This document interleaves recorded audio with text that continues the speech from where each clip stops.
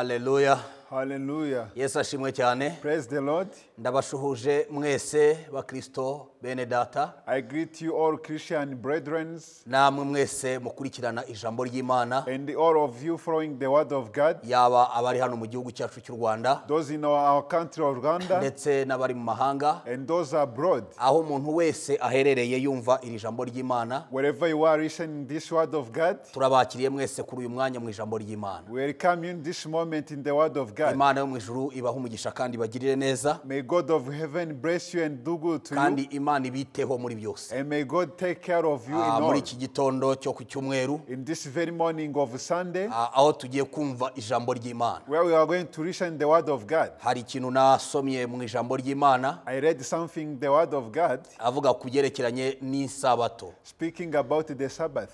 Ku munsi w'isabato ndetse no kuwa mbere w'isabato. On the Sabbath day and on the first day of the Sabbath. Biravuga ngo ntihagire ikindi kintu gikorwa kuri uwo munsi. The Bible says there is nothing else done to this day. Uretse guhimbaza Imana no gusenga Imana no kuramya Imana. Except to praise God, to pray and to worship God. Nyuma yaho no kurya gusa n'ibyo Imana yatanzeho uburenganzira kuri iyo minsi. And after then to eat, that is the recommendation for those days. Rero uyu munsi Imana iba yaduhaye. So to this day God gave us. Umunsi tugomba kubaha. It is a day to respect. Tugafata umwanya wo gusenga. To take a time to pray. Kuko Bibiliya ifite icyo yabivuzeho. Because the Bible has a say about it. Hanyuma tukumva ijambo ry'Imana. And then we listen the word of God. Kandi tukishimira kumva ijambo ry'Imana. And we rejoice to listen the word of God. Ndongera gusubiramo iri jambo kandi nanone. Again I want to repeat this word. Yo kongera kubahugura bene data nshuti z'Imana dufatanije umurimo w'Imana ndetse n'abandi twufatanije uru rugendo rwo kujya mu bwami bw'Imana mu ijuru.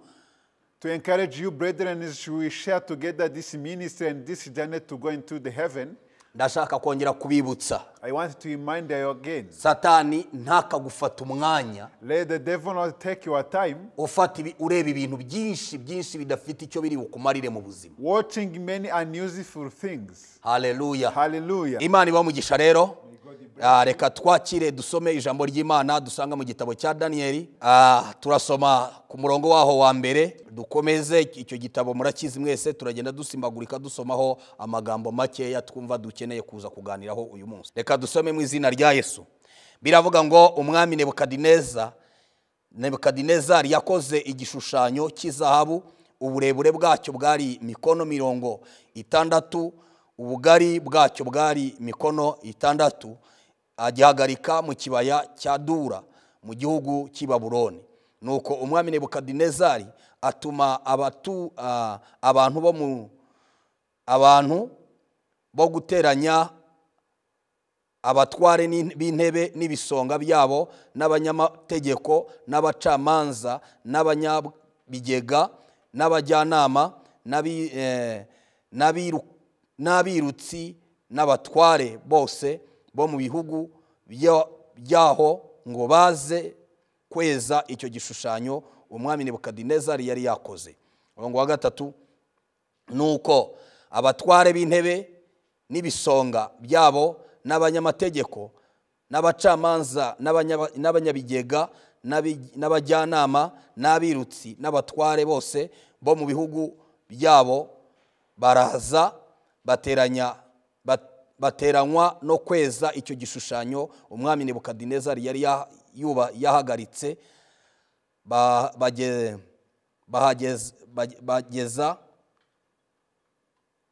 bagihagarara imbere. Umuntu uhamya itegeko ry'umwami arahagarara ati, yemwe bantu b'ubwoko b'amoko yose y'indimi zitari zimwe, nimwumve uko tubategeka. Ngo nimwumva amajwi y'amahembe n'imyirongi n'inanga n'isambuka n'amabubura n'amakondera n'ibintu by'ubwoko bwose bivuga, muhereko murambarare hasi muramye igishushanyo cy'izahabu umwami Nebukadineza yakoze. Ariko umuntu wese wanga kubarara hasi ngo aramye, ako kanya arajugunywa mu itanura ry'umuriro. Nuko abantu bose bumva amajwi y'amahembe n'imyirongi n'inanga n'isambuka n'amabubura n'ibintu by'ubwoko bwose bivuga abamoko yose n'indimi zitari zimwe barubarara hasi baramya icyo gishushanyo cy'izahabu umwami Nebukadineza yari yakoze. Umurongo wa 8, uwo mwanya abakarudayo baza kureba abayuda babwira umwami Nebukadineza bati, nyagasani nyaguhoraho washyize itegeko ngo umuntu wese uri bwumve amajwi n'amahembe n'imyirongi n'inanga n'isambuka n'amabubura n'amakondera n'ibintu by'ubwoko bwose bivuga yuko bubarara hasi ngo aramye igishushanyo cy'izahabu, ngo n'umuntu wese wanga kukiramya kubarara hasi ngo akiramye ajugunywe mu itanura ry'umuriro. Nuko rero hari abayuda wahaye gutwara igihugu cy'u Babuloni, ariko bo aribo Saduraka na Meshaki na Abedenego batakwitayeho nyagasani, ntibakorere imana zawe, kandi banze kuramya icyo gishushanyo cy'izahabu wahagaritse. Ku murongo waho wa 13 yango no wa 14 niho tubisoreze, haranditse ngo nuko Nebukadinezari ararakara cyane, ategeka ko bajugunywa mu itanura, ategeka ko bamuzanira Saduraka na Meshaki na Abedenego, nuko babashyira umwami. Nebukadinezari arabukabukana aravuga ati, mbese Saduraka na Meshaki na Abedenego ni mwitumye kudakorera imana zanjye no kutaramya igishushanyo cy'izahabu cyakozwe? Nuko noneho nimwumva. Reka dusimbuke dusoma umurongo wa 15 dusoreze kuri 18. Biravuze ngo nuko noneho nimwumva amajwi y'amahembe n'imyirongi n'inanga n'isambuka n'amabubura n'amakondera n'ibintu by'ubwoko bwose bivuga, mukemera kubarara hasi mukaramya igishushanyo nakoze, ni byiza. Ariko nimutakiramya, ako kanya murajugunywa mu itanura ry'umuriro ugurumana. Mbese imana iri bubakize amaboko yanjye ni yihe? Murongo wa 16, Saduraka na Meshaki na Abedenego basubiza umwami bati, Nebukadinezari, nta mpamvu ituma tugusubiza iryo jambo. Murongo wa 17, niba ari ibyo imana yacu dukorera ibasha kudukiza mu itanura ry'umuriro ugurumana, kandi izadukiza amaboko kuboko kwawe nyagasani. Murongo wa 18, naho itadukiza nyagasani, umenye ko tutari bukorere imana zawe, habe no kuramya igishushanyo cy'izahabu wakoze. Amen. Amen. Hallelujah. Hallelujah. Dusomye amagambo asa nk'ari maremare. We read a long passage, ariko nanone kandi yarakwiriye. but it was worthy. Umutwe w'ijambo cyangwa teme dufite uyu munsi, The theme we have today, dushaka kuganiraho, we want to share about. uravuga ngo kudahindurwa n'ibihe. It is say that to not change by the time. Kudahindurwa n'ibihe. To be able to do not change by the time. By season. Kudahindurwa n'ibihe. Not being changed by seasons. Kwera ibihe runaka bikaduhindura abo tutaribo. Because some seasons can change us to some people else. Hallelujah. Hallelujah. Iri niryo jambo shaka ko tuganira. This is the word I want to share. Nongeye kandi nanone kubakira. Again I welcome you. Kugira ngo twinjire neza mu ijambo ry'Imana. To enter in the word of God. Kubera ko tumaze umwanya turimo gusoma. Because we spend time reading. Kandi ujye ukunda gusoma ijambo ry'Imana. And you have to read the word of God. Ari bamwe iyo bageze nkaha. Some people at this iyo dutangiye gusoma ijambo ry'Imana. When we start to read the word of God. Simbuka akajya gushaka umuntu avuga. They jump and they find where we speak. reka nkugire inama mwene data Let me give you this mu advice. bintu byo gukunda ibintu by'Imana In cyangwa gukunda loving Imana the things of God or to love ntabwo God, ugira ubunebwe you not wumva icyo become Imana lazy. ivuga You listen what God speaks, byaba mu gusomera ijambo whether to read in the word of God byaba nanone mu kuryumva icyo Imana ishaka kuvuga kandi nyuma yo gusoma. or to listen what God wanted to speak after reading. Haleluya. Hallelujah.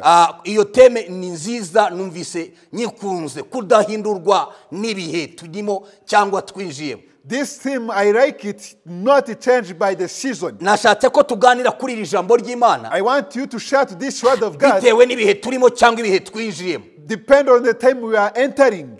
Mu gihe cyashize In the past time, iki cyorezo kigitangira while this pandemic started, abantu bamwe some people, kubera ko twari tutakiza mu rusengero because we didn't come to the church, ibyo bihe byaraje and this moment came bibakura mu bindi bihe byiza bari barimo by'Imana. and take them out from the good moment Hari of abantu God. bari barakiriye Yesu Kristo n'umwami n'umukiza There were w'ubugingo bwabo people who received Christ as the Lord and the Savior. bagira ibyo batura bavuga ngo ibi ngibi ntabwo tuzongera kubibamo They proclaim something, they say we shall not live in this kubera way. ko bari mu bihe byiza byo kuba imbere y'Imana Because they were in good season of being before God no gusenga, and to pray. ariko igihe kigeze But when the time came, badujyanye mu gihe cyo kuguma mu rugo no kutajya mu rusengero ngo dusenge, when we went to lockdown and the church were closed, ibyo bihe twinjiyemo bya kabiri and those second moment, biragenda birabahinyuza birabahindura bahinduka abandi ba. they become challenged, they changed and they become some people else. Haleluya. Hallelujah.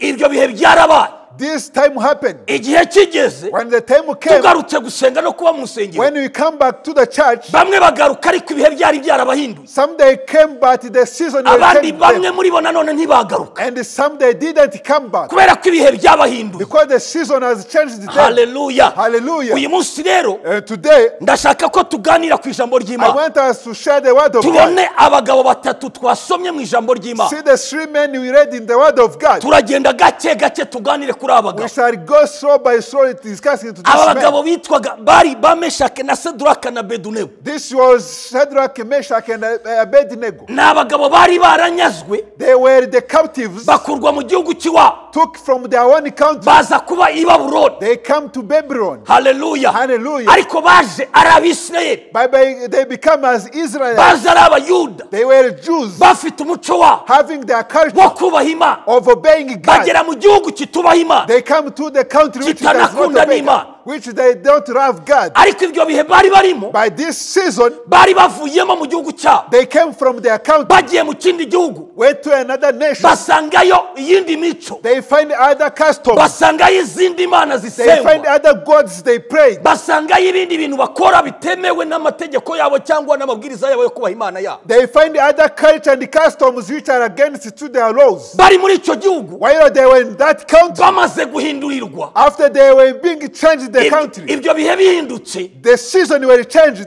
bakomeza kubaha Imana yabo. They kept obeying God. ab'i Babuloni bose The Babylonians, bababonye when they saw them, bakabona ari abantu batandukanye nabo, they saw them as different people from nubwo them. bari bari mu gihugu kitari cyabo, Though they were in the exile land, nubwo bari bari mu bihe bitabemerera kuba muri bya bihe by'Imana nk'uko bikwiriye, though they were in the season which does not allow them to be in the presence of ariko God, muri ibyo bihe bibi bari barimo naho bari bagiye By no- bakomeje kuguma n'umwimerere w'agakiza kabo bari bafite by mbere. those seasons which were bad, they kept their culture of obeying God. bakomeje kuba bo bari bo, They kept being themselves. ntibigeze bahinduka. They didn't change. Nubwo igihugu cyari gihindutse, Though the nation was changed, nubwo ibihe byari though bihindutse, the season was changed, ayaya, nubwo imana zisengwa zari zihindutse, though the gods they prayed was changed, ariko bo nubwo amategeko yari yabahindukanye, though the decree and laws was changed, ariko bo bakomeje kuba Abayuda n'Abisirayeli bafite Imana yabo baramya, bubaha, bakunda, bagandutse. but for them they kept to be Jews and Israelites having their God,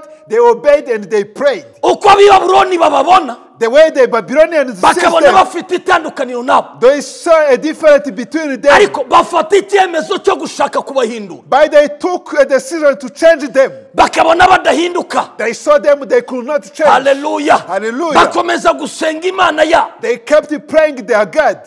Yesu ashimwe cyane. Praise the Lord. Hari igihe kimwe habaye itegeko. Sometimes a decree was issued. Batanga itegeko rikomeye. They give a great issue. Baravuga ngo nta yindi mana ikwiriye gusengwa. They said no other God to pray. Hallelujah. Hallelujah. Ikintu bakoze aba basore. Why there is something they did. Meshaki na Shadraka na Abednego. Meshach, Shadrach, and Usireho na Abednego. Daniel. And they added Baravuga Daniel. ngo bafunguye amadirisha. They open up the windows. Berekera i Yerusalemu. They focus to Jerusalem. Barasenga. They pray. Baravuga ngo bakazajya basenga gatatu ku The munsi. Bible said they prayed twice a day. Hallelujah. Hallelujah. Nubwo itegeko ryavugaga ko nta yindi mana Though the Lord said there is no other God, ikwiriye gusengwa, was it to be praised? ariko bo bafunguye But amadirisha. for them, they open up the windows. Birengagiza ibyo byose. They ignore everything. Baravuga ngo ibihe turimo They said the moment ntabwo you are bigomba living, you kuduhindura. must not change Abo us. tutari bo Those we must ibihe not turimo be. The season, ntabwo bidukuraho umwimerere wacu. it cannot take our originality. Ibihe turimo The season ntabwo bidukuramo imana yacu cannot twamenye. take out our God we knew. Ibihe turimo The season ntabwo bidukura imana iri muri twe. cannot take away the God in us. Reka nkubwire mwene Let me data, tell you, brethren, ibihe urimo byose the season you are living, uko bingana, the way there is, uko bimeze, the way it is, twaba turi mu whether materaniro, in this twaba congregation, dusenga, where we are twaba praying, tutaze whether you gusenga, cannot ntabwo even pray, bikwiye kukugira uwo utari it we. cannot change you whoever you are Ugomba not. kuba uwo uri we byanga You byakunda. must be whoever you are supposed to be. Hallelujah. Hallelujah. Biravuga ngo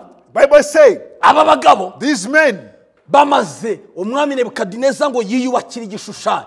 the king Nebuchadnezzar made his image. Hallelujah. Hallelujah. Cyo gishushanyo kiwe Made his status. aracyubaka, He built it. aragenda agishyira mu kibaya. And then he put it into the Chitwa plain. Dura. Called it Dura. Amaze gushyira igishushanyaho, After he established the image, ahamagara abatware, he summoned the rulers, ahamagara abakuru, summoned the governors, ahamagara abubatsi, summoned ahamagara abantu bose. summoned Aravuga ngo everything. reka iki He gishushanyo said, let this status tugishyira ahantu, establish duhamagara abantu bo mu moko yose, and call all the bo mu tribe gihugu cyacu bose, of our nation, impande zose, uturere twose na all district around zose, every province, tubazane and call them. baze baramye iki gishushanyo twabaje. Come and worship this status we made. Ariko arangije And then amenya yuko neza he know that hari abantu batari bubyemere, there are people who will not accept. ashyiraho itangazo, He made a decree. aravuga ngo kandi nanone He said, and again, ibyo bintu nibiramuka biba, after this will happen, hakaba hari abantu bahinyuye itegeko ryawe, and the people will ignore my decree ntibabashe kuryumvira, and not obey it, ntibagire uko baramye iki and not gishushanyo. obeying this status, Abo bose turabafata we shall take them tubajugunye and throw mu them itanura ry'umuriro in a brass furnace, ugurumana. which is brass. Hallelujah. Hallelujah. Hallelujah. Hallelujah. Yesu wacu nashimwe cyane. Praise be to our Jesus. Yesu wacu nashimwe cyane. Praise be to our Iryo Jesus. ryari itegeko, This was a kandi decree, itegeko rikomeye a great role, ryagombaga kugonga Meshaki na Shadraka na Abednego, which will strike Meshach, Shadrach, and kubera ko nabo Abednego, bari muri icyo gihugu. because they were in that Ariko land. wibuke neza yuko But remember that ubwoko bwabo there are people, bubahaga Imana, they obeyed God. kandi ijambo ryaravugaga, And the word said, nk'uko usoma mu gitabo cyo kuva ibice 20, as we read in Exodus 20, haleluya, Hallelujah. biravuga ngo ntihakagire izindi mana he said, no other God mu maso yanyu, before me.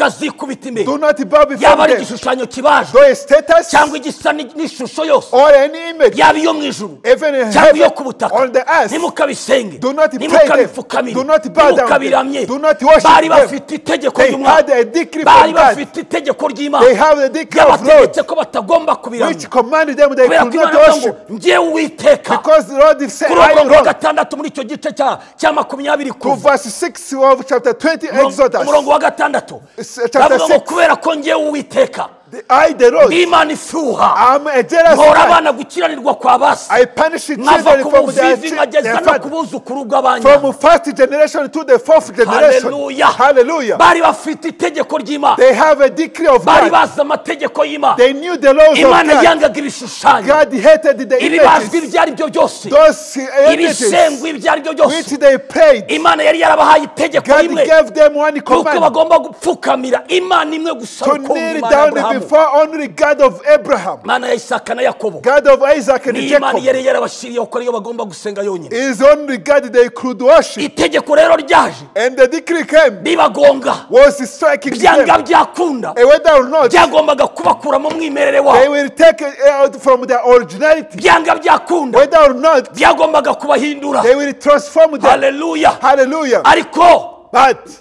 bahagarara ku Mana yabo. They stood firm to their God. Yesu ashimwe cyane. Praise the Lord. Yesu ashimwe Praise cyane. our Jesus. Yesu wacu ashimwe cyane. Praise our Jesus. Hallelujah. Hallelujah. Aba basore barahagarara. These men stood. Biravuga ngo The Bible says uwo munsi yo nama irabyemeza. this congregation accepted this. Yemeza yuko ibyo bigomba They kuba. accepted this to happen. Ko abantu bose bagomba gupfukama. That all people will bow down, Bakaramya igishushanyo Nebukadineza yakoze. worshipping the status of Nebuchadnezzar's man. Hallelujah. Hallelujah. Baragenda barahamagara. They summoned. Bahamagara n'abandi bari Babuloni bahayoboraga aribo bano bayuda. Hallelujah. Summoned these Jews of Babylon. Yesu ashimwe cyane. Praise the Lord. Baraza. They came. Bagera aho ngaho. They came there. Abantu bose bavuza amakondera. All the people, they brought the trumpets. Kubera ko bira niko umwami yari yavuze. Because the king has commanded. Aravuga ngo He said, nimwumva amakondera. if you listen to the Mukumva trumpet, amasambuka. listen to the zit, Mukumva ibintu by'ubwoko bwose. listen to all the kind of Birimo things. kuvuga. Listen, Buri speaking. muntu uwo ari we wese. Everybody, Ahari hose. wherever you are, N'icyo ari cyo cyose. wherever, whoever you are, Apfukame. bow down. Aramye icyo gishushanyo. Worship this status. Hallelujah. Hallelujah. Meshake na Seduraka na Abedunego. Meshach,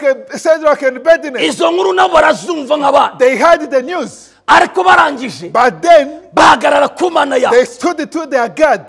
Bamaze kuvuza ibyo byose. After they brought those instruments, Abantu bose all the people, uko bangana however they were, bikubita hasi. they bowed down. Bararamya. They worshipped. They Bararamya. worshipped.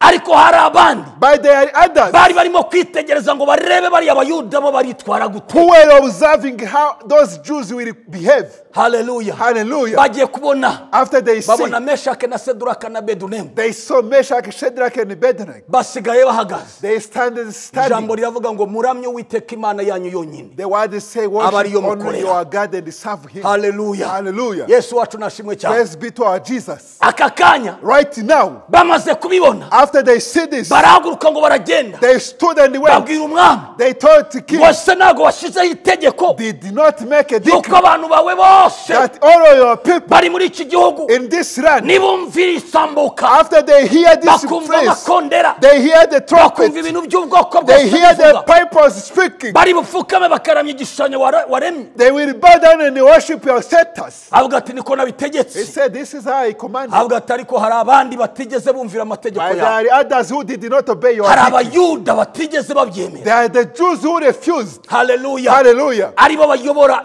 Babuloni, aribo Meshake na Seduraka na Abedunego banze kumvira itegeko ryabo. They are the leader of Babylon are called Meshach and Shadrach and Abednego. Kandi wibuka itegeko washyizeho And remember the decree ko issued umuntu uwo ari we wese utari bukora icyo uvuze that everybody who will ignore your word ari bujugunywe mu itanura ry'umuriro. will be thrown into a blazing None furnace. ubitekerezaho iki? What do you think? Nebukadineza Nebuchadnezzar, yakundaga bariya basore Loved kuko it. yabonagamo ubwenge bw'Imana. he loved the men because he saw the wisdom of God in them. Hallelujah. Hallelujah. Yanga guhita akurikiza itegeko nk'uko yarishyizeho. He didn't immediately accept the law to demonstrate it. Ariko barongera baramwibutsa But again, they reminded ngo him. wibuke ko ari itegeko ry'Abamedi n'Abaperisi ridahinduka. They said this are made in Persian law, which cannot be Hallelujah. ignored. Bagomba kujya mu itanura nk'uko babivuze. They must go into the furnace. Biravuga ngo The Bible says Nebukadineza batumaho Nebuchadnezzar summoned them arangije arababaza, and then asked them, mbese Meshake na Seduraka na Abedunego is it right, Meshach and Abednego? ni mwebwe mwabyitumye Are you the one who refused kwanga kumvira itegeko ry'Umwami? to ignore my law? Hallelujah. Hallelujah. arangije arongera arabinginga, byari bimeze nko kubinginga, And then he begged them. tubashyiriyeho ayandi He mahirwe, said, again, we give you the second amahirwe chance. ya kabiri. The second chance. Hallelujah. Hallelujah. tubashyiriyeho andi mahirwe. We give you the second chance. Nimwumva After you listen, isambuka, the pipe, mukumva you amakondera, listen to the trumpet, mukumva amabubura, you listen to the mukumva riots, ibintu by'ubwoko you listen to bwose all the kind of birimo instruments kuvuga, speaking. muhite mubyikubita imbere. As soon as you bow down, ariko nimwanga kuramya igishushanyo but when nabaje. you fail to obey it, Ya. hallelujah, Hallelujah. hallelujah. uyu munsi Today, murajugunywa mu itanura you ry'umuriro will be thrown into blazing furnace, ryaka rigurumana. a blazing furnace. Meshake na Seduraka na Abedunego barasubiza ku murongo wa 16. And then these men, they replied at verse 16. basubiza umwami bati, They replied to King, Nebukadineza, "Oh King nta Nebuchadnezzar, mpamvu ituma We do- tugusubiza iri jambo. we do not need to defend ourselves. Niba ari byo If Imana yacu ibasha kudukiza ku murongo wa 17, to verse 17, our God can save us from it. ibasha kudukiza and he will rescue mu itanwa ry'umuriro from the blazing furnace. kandi niyo itadukiza And even though he cannot save us, niyo itadukiza ukuboko kwawe nyagasani even though he cannot save us, your hand, oh King. umenye ko ku murongo wa 18 Verse 18. iravuga ngo niyo itadukiza ukuboko kwawe nyagasani But even if does not, umenye ko tutari buramye imana zawe we want to know, oh King, we will not serve your habe gods no kuramya igishushanyo or to cyabaye. worship the image of God has set up. Hallelujah. Hallelujah.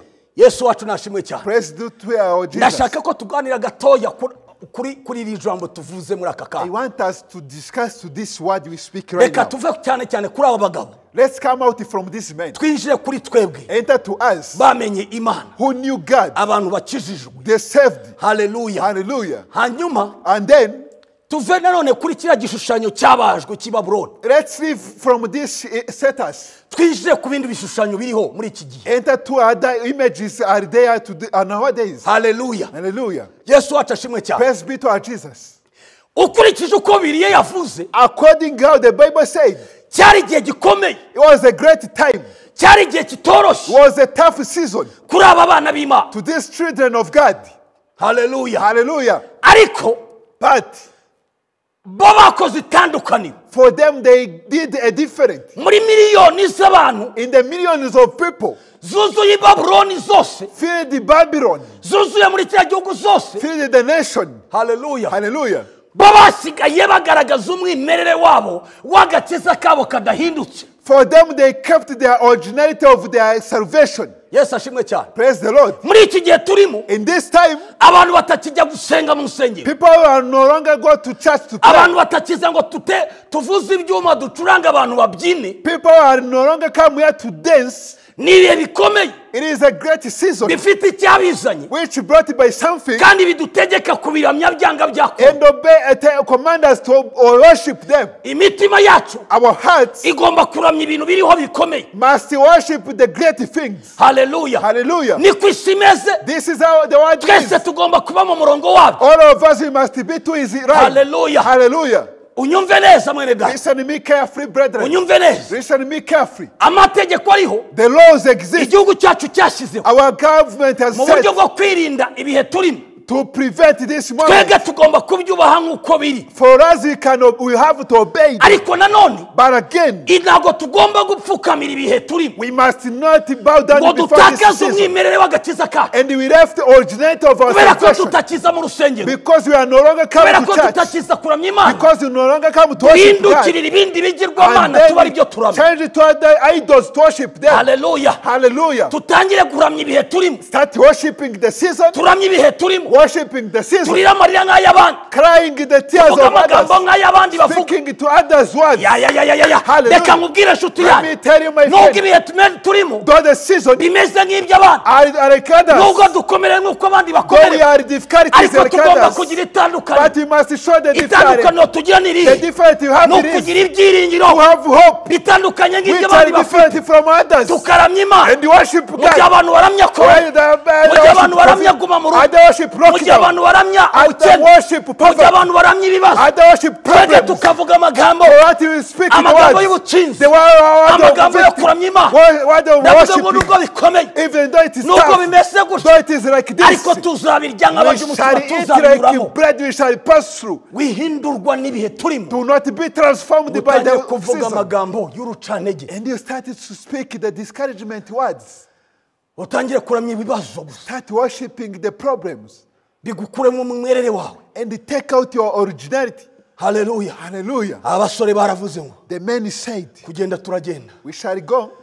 n'itegeko ry'umwami, It is a king command. ariko nanone But again, hari ibidashoboka. it is impossible. Ntabwo twebwe tuzaramya ibibazo, For us, we shall not worship ntabwo the tuzaramya problem. isi, We shall not worship the earth. oya, No, tuzaramya Imana. we shall worship God. Haleluya. Hallelujah. muri uyu muriro turimo In this furnace, uteye ubwoba it is great. uri kuri iyi si yose, In this whole uri mu world, Rwanda, in this uri country, Uganda, in the uri Uganda, Tanzania, in Tanzania, uri muri Afurika yose, in whole Africa, ndetse no mu Burayi, and even in Europe, n'ibihugu byose even in all the countries. Hallelujah. Hallelujah. Harimo umuriro uteye ubwoba. There is a great Abantu furnace. bose bafite amagambo bavuga. Every person has Imitima y'abantu words. yacitse The intege. heart of people are Irimo kuvuga discouraged. ko dupfuye. They are saying you are dead. Noneho turabaho gute? How you are going to Noneho survive? turarya iki? We are going to eat Noneho what? ubucuruzi bwacu How we are burapfuye. going to make our Noneho commerce? ntituzatera We are imbere. not going to be Laba prosperous. shakata yabo. Hallelujah. Reka nkubwire mwene Let me data. tell you, brethren, Hari ibihe bibaho abantu. there is a Ariko season, bikaba bitatureba. and it cannot Twebwe mu define buryo us. bw'umwuka. In the spirit, Turi mu kindi we are in kirere. another atmosphere. Ikirere cyo mu bumana. Atmosphere of Ikirere cyo mu God. ijuru. A godly atmosphere. Umva Hallelujah. nkubwire inshuti Let me y'Imana. tell you, friend Wowe of uneze God, amatwi muri aka listening kanya. me right now. Wiramya. Do not worship. Wiramya ibibazo. Do not worship Wiramya trouble. ubukene. Do not worship Wiramya poverty. akazi. Worship work. Wiramya ibigirwamana ubona imbere yawe. Do not worship the Nubwo ibihe idols before bitwemerera you. kuba twabiramya. Though the season Ariko accepts tugomba us, kurenga ibihe turimo. but we must go Tugomba over. kurenga ibyo bihe. We must wait over. Tukaramya Imana. We worship God. Tukaramya imbaraga zayo. Worship the power of Tukaramya God. ubushobozi Worship bw'Imana. His might. Tukaramya kunesha. Worship His victory. Tukavuga amagambo meza. Speaking good words. Amagambo yo kubaho. The word of living. Amagambo The y'ibyiringiro. word of hope. Amagambo yo gutegeka. The word of command. Amagambo yo gukomera. The word of strength. Amagambo yo gutsinzi. The word of victory. Robo shete Hallelujah. keyaboneya.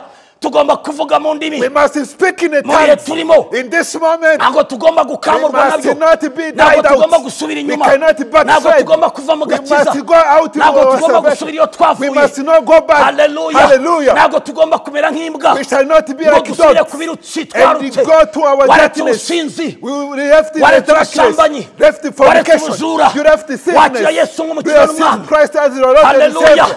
Ibi bihe twinjiyemo This moment, ntibigusubiza inyuma. let not hold you Ntibitunyuranye ibindi bishushanyo Let wari not wararetse. worship other Ntusubire idols. ku birutsi. Do not go back Ahubwo to our uhagarare. darkness and Uramye stand. Imana yawe. Worship your God. Hallelujah. Hallelujah. Aba basore These men, barahagarara. they stood. Baramya Imana. They worshipped God Mu bihe bikomeye in the great season by'amategeko of rose, birimo no gupfa. even death. Ariko barahagaze. But they stood. Bahagarara ku Mana They yawe. stood to their God. Ugiye guhagarara gute? Wow, how you are going to Muri ibi stand. bihe utakirimo kuza mu To rusengero. this moment, you are not coming to church. Hallelujah. Hallelujah. Ugiye kugira irihe tandukaniro What is the difference? ritandukanye n'iry'abandi? Differentiate you from others. Ugiye kugira irihe tandukaniro What is the difference? muri miliyoni z'abantu batuye muri iki gihugu? In the millions of the people living in this Itara country, ryawe rigomba gukomeza kwaka cyangwa rigiye kuzima? your lamp will continue to shine or is going to be shut off. Hallelujah. Hallelujah. Nigeze kubigisha Once I taught you, kubaganiriza igihe kimwe. I shared it to you once upon time. Hallelujah. Hallelujah. Byari ibihe bikomeye. It was a tough season. Iwacu twabaga Where we lived, hari ubukene. there were a great poverty. Ubukene bukabije A great poverty. buza gutera inzara. And the famine came. Inzara iratera mu gihugu FM. mu gihugu ariko cyane cyane mu giturage. Inzara iba nyinshi icyo gihe nabaga mu giturage. A famine break out in the whole country, but especially in the village where I lived. Twari dufite abantu twasenganaga ku rusengero. We had our church members. Twari dufitemo umuhanuzi wari ukomeye mu rusengero. We had a great prophet in our church. Ngiye gutanga ubuhamya wumve kukumana igihe cyo kugumana umwimerere wawe. I'm going to share this testimony and listen the way we can maintain Kudahindurwa our n'ibihe unity. urimo cyangwa ugezemo. Not being changed by Ahubwo season, ugakomeza kuramya Imana yawe. but you kept worshiping your God. Hallelujah. Hallelujah. Iki gihe This moment, cyari igihe gikomeye. it was a great season. Abantu hari umuhanuzi ukomeye mu rusengero twasengana. There were a great prophet in our church. Twese mu rusengero twari tumuzi nk'umuhanuzi. All of us in the church obeyed him as a Iyo prophet. yatangiraga gutitira no kuvuga mu ndimi no kumanuka agendesha kabuno twese twaravugaga ati turapfu. When he started to be shaken and speaking in the tongues, we see something is going to happen. Hallelujah. Hallelujah. Avuga ati noneho Imana yamanutse. And we say, God has Abihana come down. bakihana bapfa nabi bagapfa nabi. Those to repent, they repented. Those to be Imana dead, they died. imukoresha mu buryo budasanzwe. God used him in a mighty way. Hallelujah. Hallelujah. Ibyo byari ibihe byiza. It was a great time. Haza gutera ibindi bihe. But another time breakthrough. Ibihe bibi A bad time kuri we ndetse no ku bandi. to him and to others. Hallelujah. Hallelujah. Igihe kigeze rero When the time come, inzara iramwica. a famine comes to him, Imwicira mu rugo. to his house. Arasonza. He's starved. Hallelujah. Hallelujah. Habaho girwamana cyo gusengwa cyitwa inzara yari iri wacu. They were an idol to be worshipped called a famine in our village. Arasonza n'abandi bose bashonje. He starved and the others were starved. Mu gicuku nijoro arabyuka. In the midnight he woke up. Ajya mu rutoki rw'umuntu. He went to the field. Atema y'igitoki arakiba. He steal a banana. Ibi mbabwira n'ukuri kuko ndatanga ubuhamya bw'ibyabaye. I'm share the true testimony. Amaze kukiba. After he stole that banana. Mu gihe yari arimo kugenda. Where he was moving. Arafatwa. He had caught. Bamufatana cya gitoki. They caught him with the banana. Bavuza induru. They screamed. Byari mu rukerera. It was in baramutwara the night. Bamwicaza ahantu ku muhanda. They took him. N'igitoki abantu baramuzenguruka. To the road, the people surrounding him. Igihe kigeze. The time come. Baramufata. They took him. Bafata cya gitoki. They took the banana. Barakimwambika hano mu gatuza. And they closed him into his chest. Imigozi mu mugongo. And they tied him to him. Noneho bamugendesha mu gakaritsiye k'iwacu mu gasantere k'iwacu kitwa Ikabuga. And he walked all the city called the baramumanura baramuzamura afite icyo gitoki. They bring him down and he moved. Nicyo gihano bari bamuhaye cyo kumubabarira n'ukwambara igitoki akakigendana mu muhanda. This was the mercy they were giving him. Hallelujah. Hallelujah. Inzara famine, bahita bayita izina ryiwe. They called it his name. Reka ndeke kubivuga kugira hashobora kuba hari abantu bamuzi wenda bakabyumva nabi. Ariko bahinduye izina ry'inzara. They changed the name of the famine. Bayitirira izina rye. They called the famine his personal name. Inzara ni yarunaka. Bayita izina ry'inzara. Inzara bayita izina ryiwe. They say this famine is for this person. Yes, ashimwe cyane. Praise the Lord. Hallelujah. Hallelujah. Uyu nguyu this man yari umuhanuzi. Was a prophet. Umuhanuzi ukomeye. A great prophet. Ariko ibihe byiza. But in the good season. Yari arimo guhanura. He was prophesying. Twese tumwiringiyemo Imana. All of us we were listening God. Igihe kiragera. The time came. Haza ibindi bihe. Other season came. Ibihe bitari byiza. The tough season. Biragize biramuhinyuza. And then they changed him. Bimuhindura kuba uwatari we. Changed him to be someone else. Muri we. What is inside kirahinduka. Changed. Aramye igishushanyo cyitwa inzara. Before an image called the famine. Reka nkubwire. Let me tell you. Reka nkubwire. Let me tell you. Kuko twakiriye Yesu Kristo. Because you received the Christ Jesus. Nk'umwami n'umukiza w'ubugingo bwawe. As our savior and the Lord. Turiho ikimenyetso cy'Imana. We have a mark of God. Biravuga ngo. The Bible says. Igihe kimwe Abisirayeli bashatse gusubira mu Egiputa. One time Israel wanted to go back to Egypt. Kubera ibibazo bari bahuye nabyo bikomeye. Because the trouble they faced. Mu nzira bagenda. In their way. Bahura n'ibikomeye. They faced great. Bashaka gusubira mu Egiputa. They wanted to go back to Egypt. Bageze mu nzira. In their way.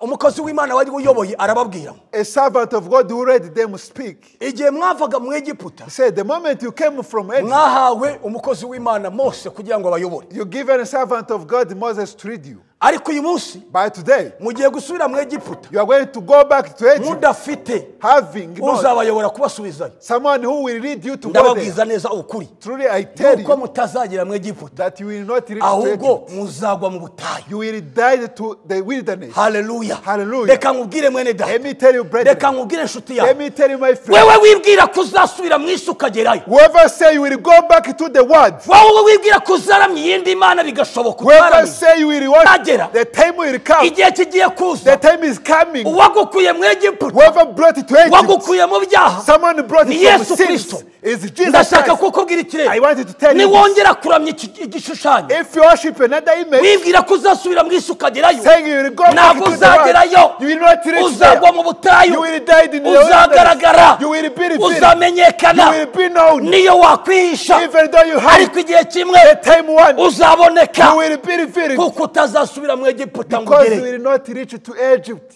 Ntago wagerayo kuko wakuyoboye gukoro ntaho hari ngo agusubize. Someone who lead you from Egypt cannot take you back to uyu musore. This man.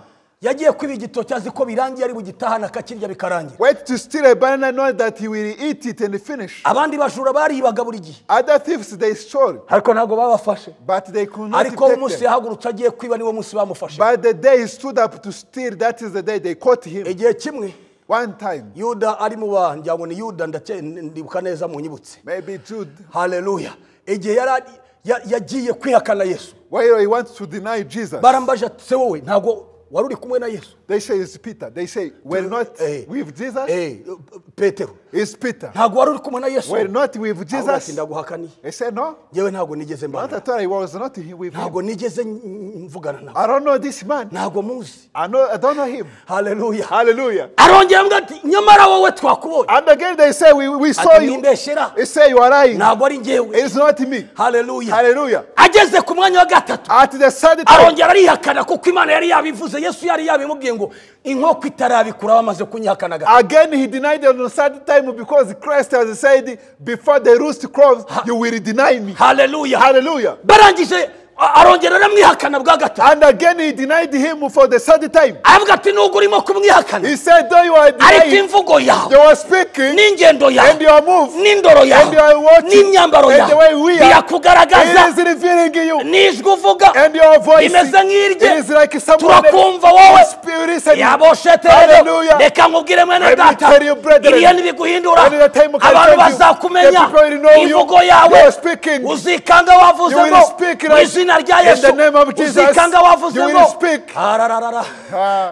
Reka mbabwire bene data. Let me tell you, Ibi brethren, bintu by'Imana winjiyemo. this quadri thing, Nta muntu wo kugusubiza mu Egiputa uhari. no one to hold you back to Egypt. Uzagaragara. You will be manifested. Yesu ashimwe cyane. Hallelujah. Bazakumenya. They will know you. Hallelujah. Hallelujah. Reka rero nkubwire. Let me tell you, Inzira nziza. the good way. Wiramye ibihe turimo. Do not worship the Wiramya season. Satani. Do not worship Mu the bikomeye devil. biteye ubwoba. In the great things, Reka twege turamya Imana. let's worship. Biravuga ngo Bible says, bangize mu gikombe cyitwa Baka. they went to the valley of Becca. Igikombe cyitwa The Baka. valley of Becca. Igikombe kibi. The great valley. Igikombe cyaguyemo abantu benshi. Very many people died. Hallelujah. Hallelujah. Biravuga ngo The Bible says, bamaze kugeraho after they went mu to the gikombe cyitwa in the valley Baka. of Becca, Bongo bagihinduye ahantu h'amasoko. for them they changed their Igihe abandi bariraga ari Baka ibakomereye. and they were crying. Ariko bongo bahinduye amasoko. For them they Baranywa barahaga. Reka nkubwire A mu place bihe of spring bibi of hope. abandi barimo kwinjiramo wowe byakubera byiza biterwa no kutekereza biterwa n'Imana kuyifata. For you in the great season, in tough season where others are crying,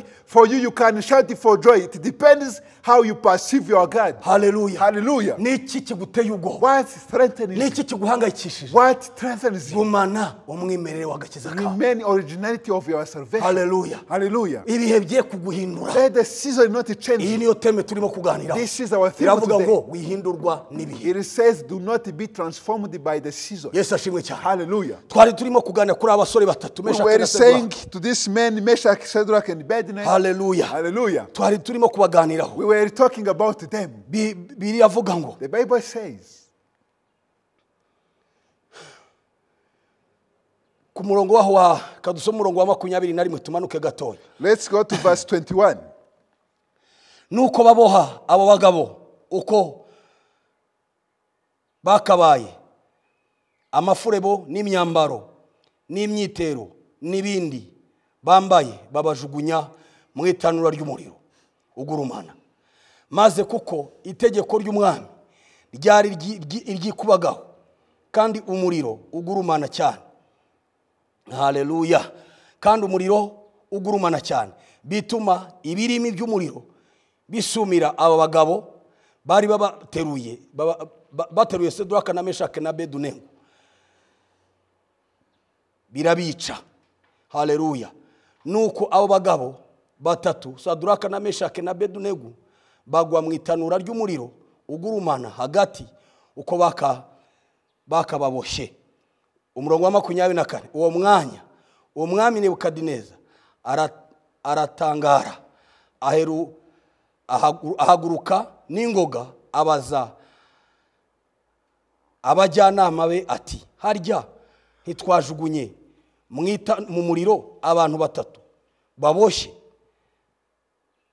Baramusubiza bati niko nyagasani. 25 arababwira ati dore ndareba abantu 4 babohowe kandi bagenda mu itanura hagati kandi ntacyo babaye, ariko ishusho y'uwa 4 irasa n'iy'umwana w'Imana.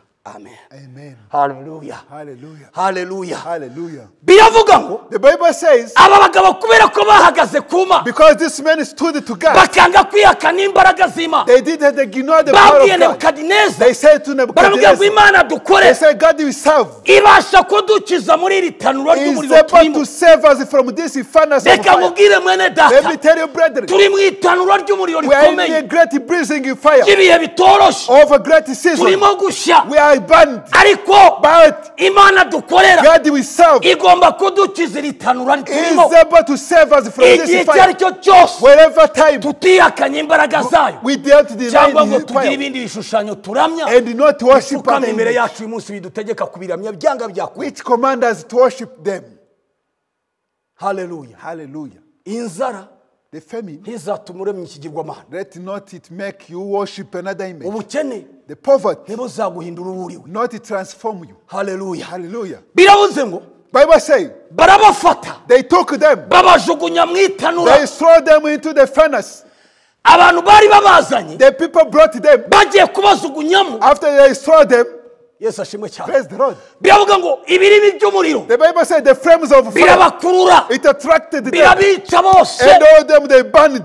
Reka nkubwire Let me tell you, ikintu icyo ari cyo cyose whatever kizaguhagurukira want to rise against you, uzagitsinda. you will overcome it. Ikizakurwanya Whatever will against you, kizapfa mbere yawe. it will die before you. Hallelujah. Hallelujah. Ibi ngibi nigeze kubabwiraho igihe kimwe. I told you this Nagira ngo once. umuntu uwo ari we wese I say everybody wagerageje kurwanya abana b'Imana muri Bibiliya tried to fight it against the yapfaga children of mbere God. yabo byanga byakura. Died before them. Haleluya. Hallelujah. Aha ngaha Meshake na Seduraka na Bedunego Here Meshach, Shadrach, and bari bazi ko Abednego, bagiye kubica, they know that they are going ariko to kill them. ababajyanye bagiye But kubica the soldiers nibo took bapfuye them. mbere yabo. They died Reka before them. mubwire Let me tell you, igishaka kukwica what to kill kizapfa mbere you, yawe, it will be there before. ikikurwanya What against you kizapfa mbere will yawe, be killed ikiguhiga before. What chase kizapfa you mbere will yawe, be died before you. uzagishaka You will seek it, ukibure. you could not find it. Haleluya. Hallelujah. Biravuze ngo The Bible says babajugunye mu muriro, they saw them in the umuriro fire. bafatura And bica the bamwe. fire killed some. Meshake na Seduraka na Meshach, Bedunego Shadrach, and Abednego, bakimanuka mu after itanura they come to the bahura na furnace, Yesu yamanitse amaboko, they first with Jesus. aravuga ngo kubera ko mutemeye He said, because you did not kuramya accept igishushanyo, to worship the kubera ko image, mutemeye because you did not kuramya accept korona, to worship, kubera ko mutemeye because you did not kuramya accept inzara, to worship kubera ko famine, mutemeye because you did not kuramya accept ubukene, to worship poverty, arabafata he catch them amanukana nabo mu and muriro, then go with kuko the n'umwana fire. w'Imana. Because he's a son Aravuga of ngo God. muzanyura mu muriro ntacyo He said, muzaba, you will wait through ntabwo the fire, will muzashya. not be burned. Iryo ni isezerano ry'abana This is b'Imana. the prophet Haleluya. of the children of Ba God. bandi batihakanye Kristo Those who mu didn't bihe byose deny banyuramo Christ, every bagakomeza time kuramya Imana, they keep bakaba worshiping. inyangamugayo, They become bakaba integrity. inyangamugayo, They become bakagira integrity. itandukaniro, They have a difference. bakagira umwihariko They wabo, have their bakaba ari originality. abantu bafite umwihariko They have their utandukanye originality, n'uw'abandi. differ from others. Biravuga ngo arabafata, The Bible says he took batangira them. gutemberana, They start walking the batangira fire. gutemberana, They start moving the fire. Hallelujah. Hallelujah. Hallelujah. Hallelujah. batemberana mu muriro. They walk in the Reka fire. mubwire inshuti Let me y'Imana, tell you, friend hari of abantu God. bagufashe Some people took bakujugunya ahantu They habi, throw you somewhere.